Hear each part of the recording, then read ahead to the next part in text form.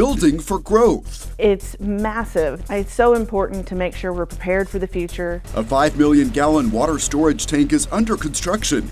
See the time-lapse video and find out how the project will benefit residents. Shining a light. It's a very powerful moment because it really represents what we're here to do, to illuminate this problem. Illuminate Irving draws attention to the issue of domestic violence. See what was different at this year's event. Paws for the cause. I'm really proud. He's only 6 months, so this was a really big feat for him. It's the first ever Paws Salinas 5K9, and we have all the cute video of the four-legged friends who competed in this event benefiting students. Plus plans to develop a park, we return to Irving's new butterfly garden, and a new Starbucks opens in downtown Irving. Now on City Source.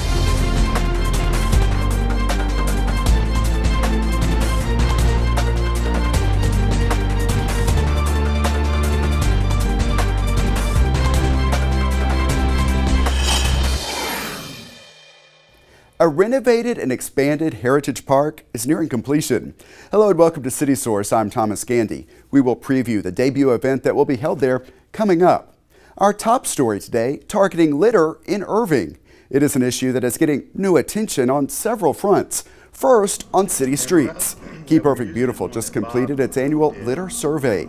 The team drives a set route through the city and rates the level of noticeable litter on the streets. This year, their visual survey shows litter is down from last year and down more than 40% since the benchmark year of 2001. KIB shares those results with Keep America Beautiful. Also, we have some photos that show what TxDOT is doing. At the city's request, TxDOT sent contractors out to pick up litter and other debris along State Highway 183 in Irving.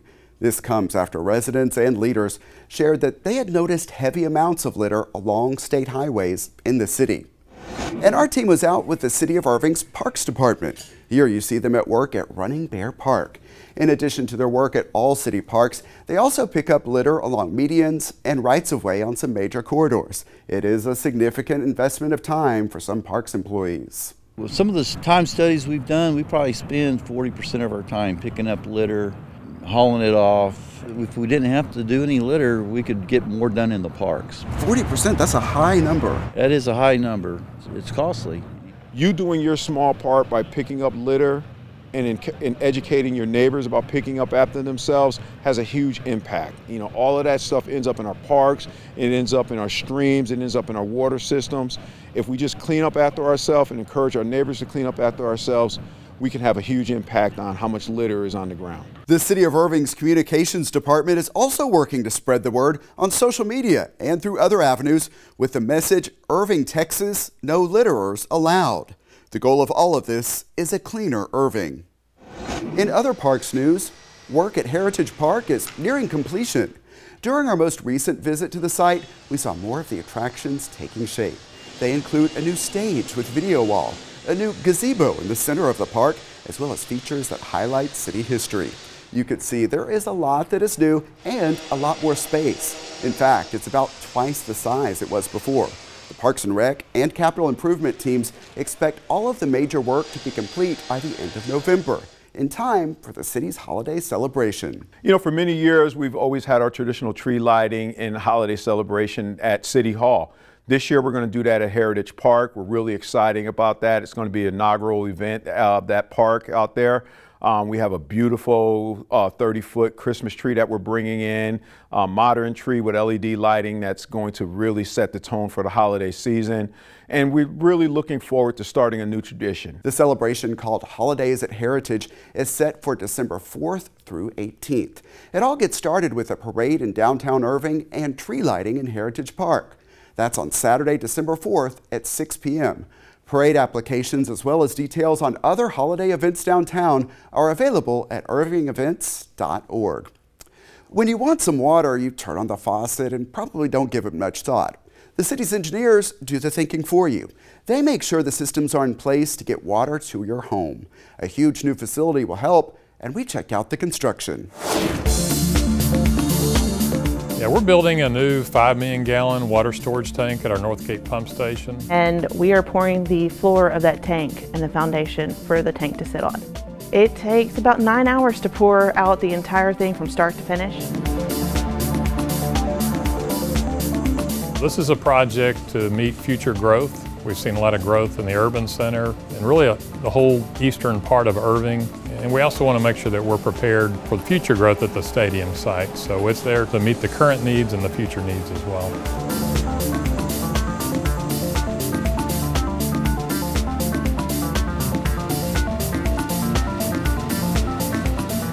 The existing pump station in Northgate was built back in 2007. We built one 5 million gallon tank at that time, and we left space to build the tank that we're working on now. With 2 tanks, along with providing more capacity, it also gives us some redundancy. So if we need to take one tank out of service, we have the ability to use the second tank and keep that pump station moving water.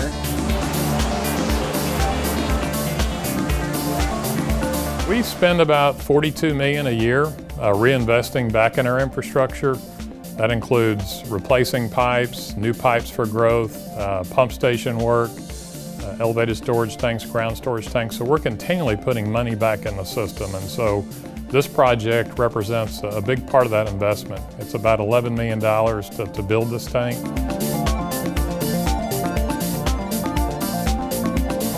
The walls are poured in panels and stood up. You'll notice a lot of our older tanks, the ground storage tanks, are going to be steel. The last couple of tanks we built are concrete tanks. So the big advantage to them is that they're low maintenance.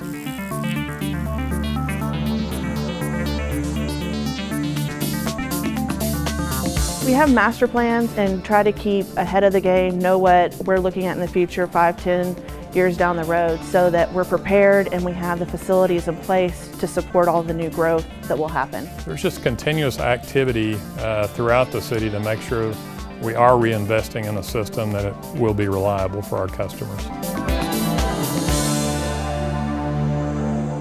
To make sure that tank does not move, it sits on a 2-foot thick slab supported by nearly 200 piers drilled all the way into rock in the earth below.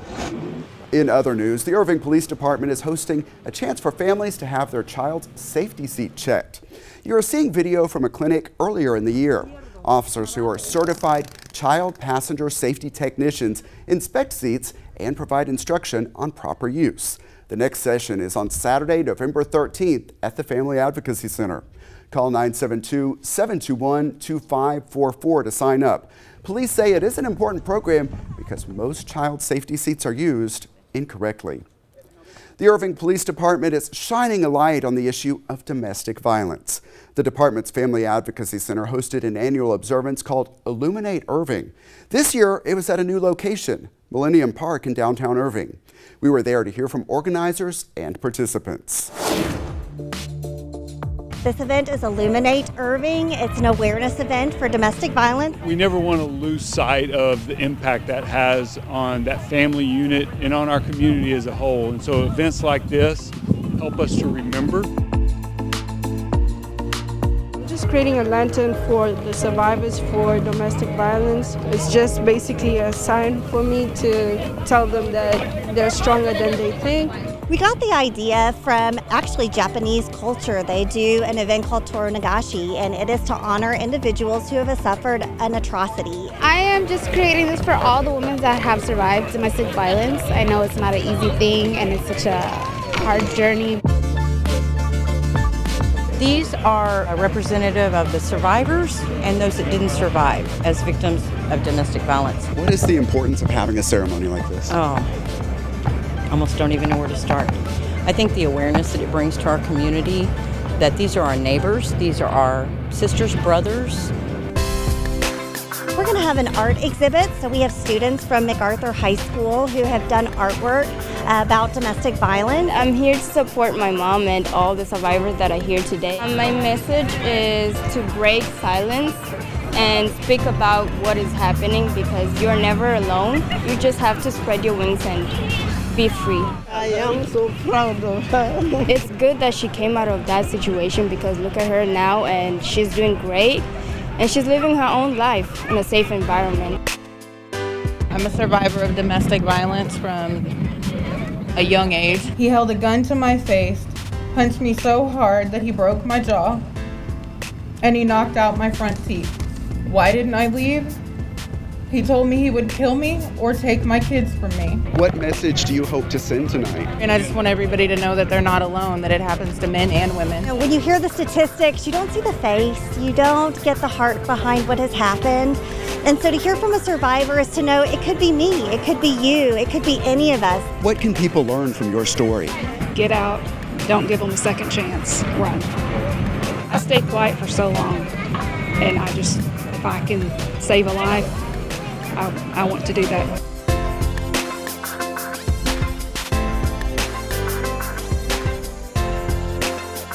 For me, it's really inspiring. It's also sad.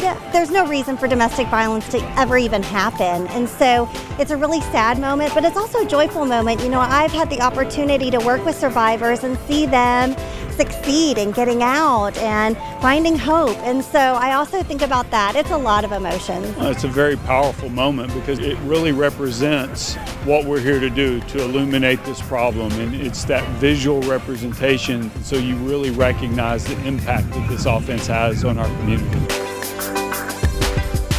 The Irving Police Department's Family Advocacy Center has resources available for domestic violence victims. Call 972-721-6560.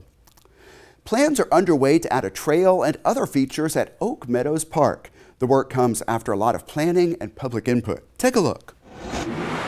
Inside the Graff Farms development in South Irving, the city is going to develop this neighborhood park called Oak Meadows. We're really excited about finally getting started over there at Oak Meadows. It's a great neighborhood over there at Graff Farms. There's an area for a nice community park over there, kind of a passive park, and that's what we're really looking forward to putting in for those residents. You've encouraged us to get innovative. At a couple of lively public input meetings, residents had a lot of questions. Is there going to be a fence built? And a lot of ideas. Yeah. Kind of want a place for shelter for kids. The capital improvement team listened to everything. Okay, so you prefer not to have a pavilion? I think that would really detract from it. The residents were very vocal. They interacted with us. We had fun. The residents were very vocal about they wanted that area developed.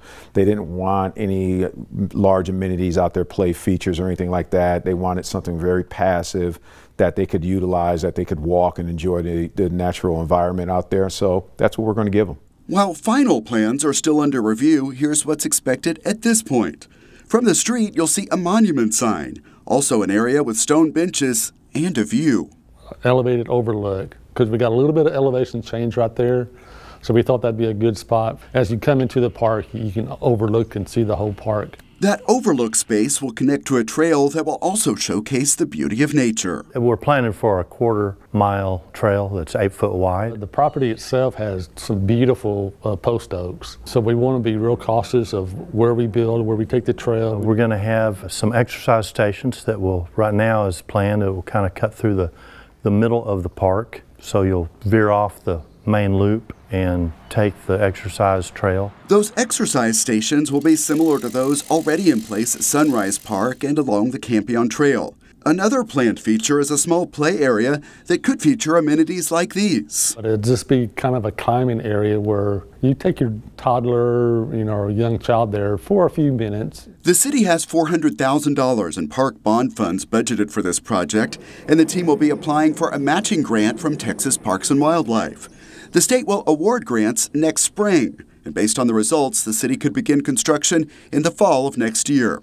It is a project the capital improvement and parks teams are eager to pursue. With our park master plan that we finished in 2019, this was one of our highest rated projects in the master plan. You want something that's going to fit in and be functional, that the residents are going to be glad that they live next to and that they're going to be able to utilize quite easily. When it's complete, residents will have a park that meets their requests, one that accentuates the views of nature while providing a place to exercise and picnic.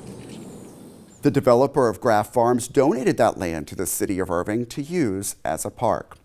Now to another park attraction, the Paws Salinas Dog Park. We showed you the grand opening back in June, and now we have coverage of the first big event held there, the Paws Salinas 5K9. 3, 2,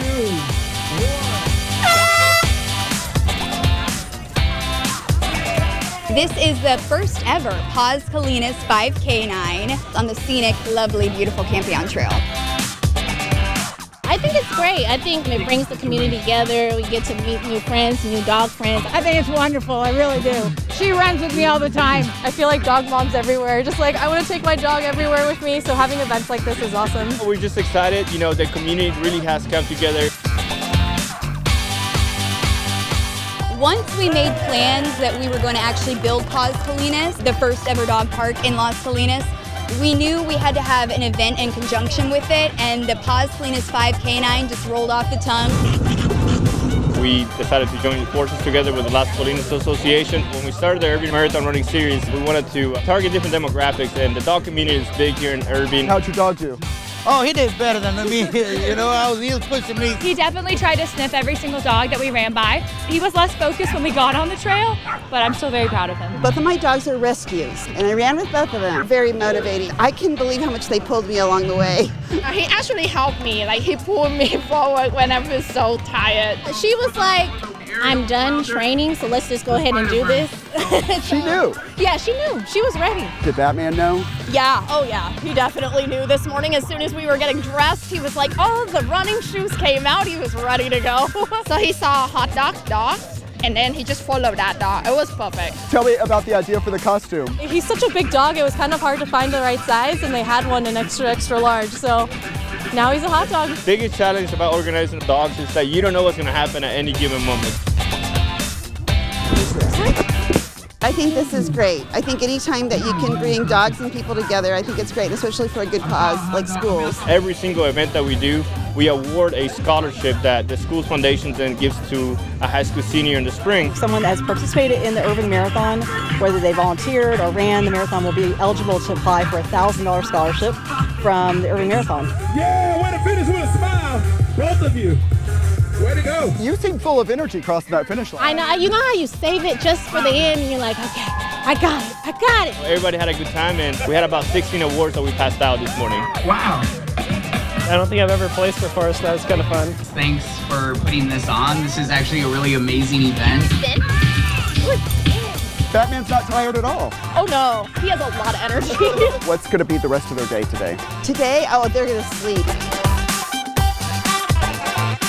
I was really happy to get to do something with him so we didn't have to leave him at home. And this is something we look to continue to do in the future at Paws Salinas. So to get residents of Las Salinas involved in something like this, like the Irving Marathon, Paws Salinas, I think it's a really great way to meet people that live in the same community as you. So we're just very thankful for the community to respond in the way that they have with the events that we've created. Such cute dogs at that event, and the Irving Marathon Running Series has events throughout the year. Registration is open now for the Turkey Trot on Thanksgiving Day. The Irving Frost Half Marathon is coming up on December 18th, and there are other events that lead up to the big run of the year, the Irving Marathon. That's on April 2nd. We tell you early so you have time to train. Find more details at irvingmarathon.com. In economic development news, a new Starbucks is now open in the Heritage District. It's not only a victory for coffee lovers, we heard why city leaders are excited about what this store could mean for the future of downtown. And I can't tell you the different events we go to when we're going to get a Starbucks in South Irving. For years we've been saying, why can't a Starbucks come to South Irving?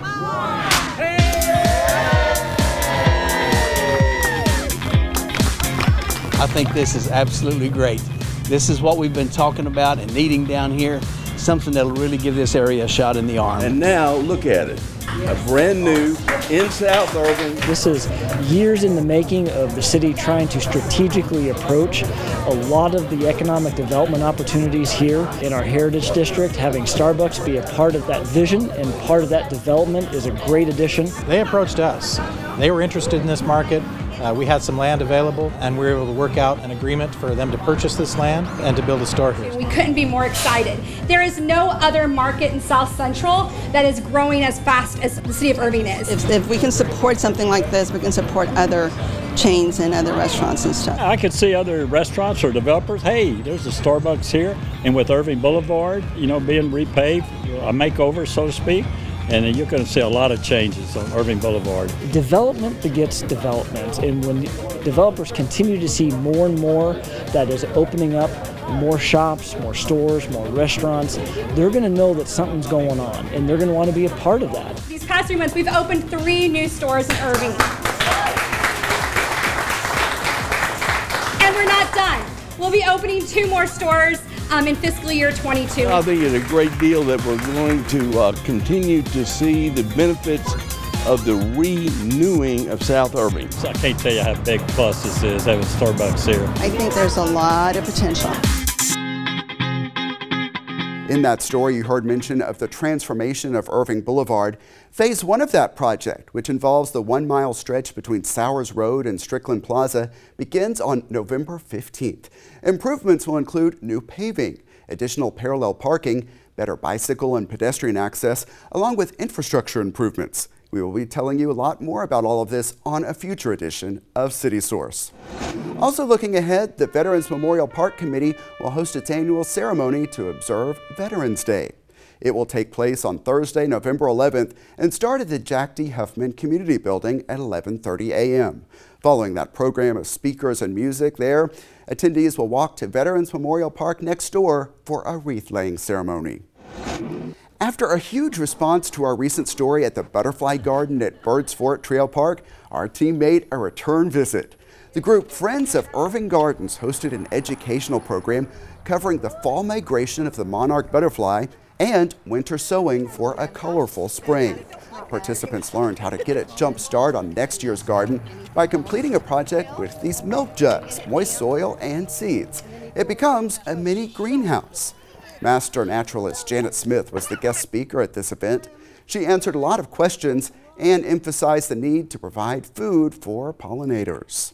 Most of the plants that most people have in their yards do not offer food for pollinators. It's the culture of our country to plant certain types of plants, but the ones that are most beneficial for nature and the things that a lot of people love to watch, like hummingbirds and butterflies, bees. We need bees or we'll lose 1/3 of our food. Those plants need to have blooms that offer pollen and or nectar to feed the pollinators. Friends of Irving Gardens plans to offer more educational programs in the months ahead.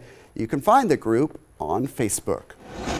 After a few COVID-induced delays, the Irving Archives and Museum is ready to celebrate its grand opening with a couple of big events. On Friday, November 12th at 7 p.m., it's the Rum Runners and Rug Cutters Prohibition Party. It ties in with a special exhibit on Prohibition that will debut at the museum.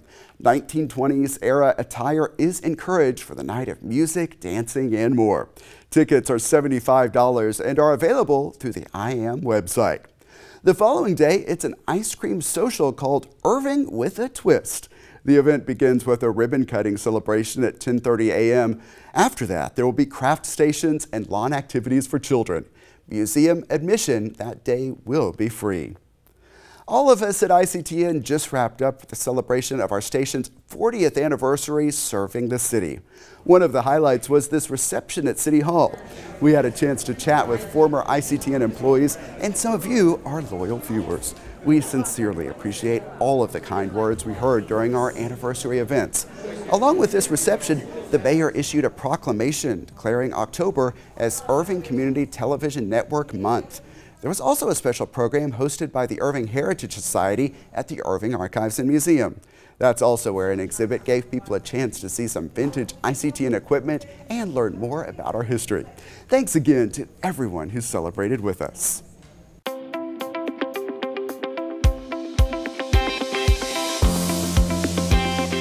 It's time now for our Pets of the Week, so let's get a virtual visit to the Irving Animal Care Campus. Michael Whiteside is with the DFW Humane Society. He joins us now. Hey, Michael. Hey, Thomas, how are you today? Doing great. Let's talk about Diamond, the first dog today. Oh my gosh, there's so many good things I can say about Diamond. She is such an incredible dog. She's about 2 years old. She's a Rottweiler mix, probably some Shepherd in there as well. And she has this amazing story because she actually had come into Irving Animal Services a couple of times as a stray. and then was always reclaimed by her owner. However, the last time she came in as a stray, she had been hit by a car and had some extensive damage to her back right leg. And so the owners at that point decided to go ahead and surrender her. And so we transferred her and then got her in for surgery, which cost about $1,500 to get her leg repaired. But she is the sweetest girl that we've had in a long time. She's been spending a lot of time here in the office while she's recovering. And she loves to curl up on a bed that we have in one of the offices, and she just really enjoys being around people. Super sweet. I think she was probably kept outside by her previous owner, and so she's really relishing the time inside, spending it with people. So she's just an incredible dog. She's not quite ready to go home yet, but she will be here in a couple of weeks. You mentioned those high medical bills, and you have a fund, the Guardian Angel Fund. We've talked about it before, but let's remind people about that fund and how it's used. Yeah, we have our Guardian Angel Fund, which, has kind of been, we haven't really promoted it as much, mainly because we've been doing the foster program, so it's kind of fallen a little bit by the wayside, but we still have a couple of pets up there that could certainly use your help. We also currently have a cat named Snake Eyes that had major hernia surgery, and that expense was about $2,000. And then we currently have another heartworm positive dog that's getting treated. That's about $400. So, anybody that can help by making a donation to the Guardian Angel Fund to help offset those costs would be fantastic. One good way to help a diamond shine. Next up, let's talk about Christy. Yeah, so Christy is another one of our large dogs that we have right now. She is about 3 years old, and she is a pit mix, and she is just a fun, loving girl. She loves to play, she loves to wrestle, she loves to run, she loves toys, and she loves treats, and she is a beautiful girl. She's got this kind of gray and brown and white coloring, kind of almost a silver gray, and she is just so much fun. She's all smiles. She loves other dogs. We've paired her up with quite a few other dogs where she's just really had a great time. Even though she is 3 years old, she still has a lot of activity in her. She's great with people. So she'll do great with a family. She'll do great with another pet. She'll definitely need some running time, and a yard probably would be great for her toys to play with. But she's just a special girl that's going to have a lot of fun and make a great pet for you. Always so many great dogs and cats to talk about at the DFW Humane Society and the overall Animal Care Campus. Thanks so much, Michael. Thank you. The Animal Care Campus is located at 4140 Valley View Lane. Check out the websites you see on your screen for hours and to see more adoptable animals. Irving is marking Veterans Day with a special ceremony, and we'll have coverage next time on City Source. Also, people turn out to celebrate the season of ghosts and goblins at Erie Irving Park. We will show you some of the attractions and costumes at this year's event. And a local park has dozens of new trees thanks to a grant and some hard-working volunteers. Find out how this ambitious project all came together next time on City Source. Remember, you can always email us your thoughts on our stories. The address is ictn@cityofirving.org.